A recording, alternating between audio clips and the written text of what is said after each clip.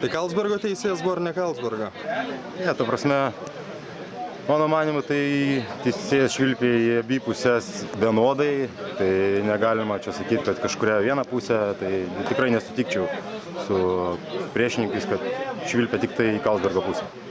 O šiaip apie rungtynės emocijų ir iš jūsų komandos Labai daug, labai nervingos rungtynės, aišku, žinom, ką jūs lemia, tai patekimą į finalinį ketvirtą, tai be abejo emocijos liejasi per kraštus. Tai galbūt tas trukdo ir žaisti iš tikrųjų? Be abejo, trukdo žaisti, nes parodyta visą, galima sakyti, techniką, daug labai grubaus žaidimo buvo.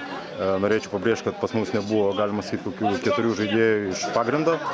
Atostogų metas jau atostogauja, todėl mums buvo dar sunkiau. Mūsų planas buvo šiandien apsiginti, ką mes ir padarėm, ir kontratakos įmušti įvartį irgi įvykdėm. Tai tikrai labai džiaugiuosi komandą, noriu pasveikinti, pagirti, kad tikrai planą įvykdė maksimaliai. Šiaip rezultatas tenkina po pirmos dalies, vadinkime. Taip, po pirmos dalies rezultatas 100% tenkina, lauksim atsakomųjų varžybų, kurias jau skaitysis, kad mes žaidžiam namuose, išvykoje įmušėm vieną įvartį, kuris, kiek žinom, lemia labai daug, tai antrose varžybose bandysim žaisti panašiai kaip ir pirmose ir iškovoti pergalę. Kaip galvojat tie Skaidiškių sirgalių veiksmai?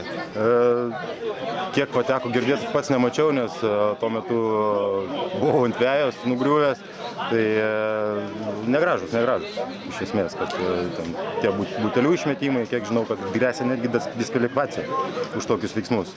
Tai, manau, sekantį kartą pasikartotų, tai būtų ir patie pašalinti. Ačiū.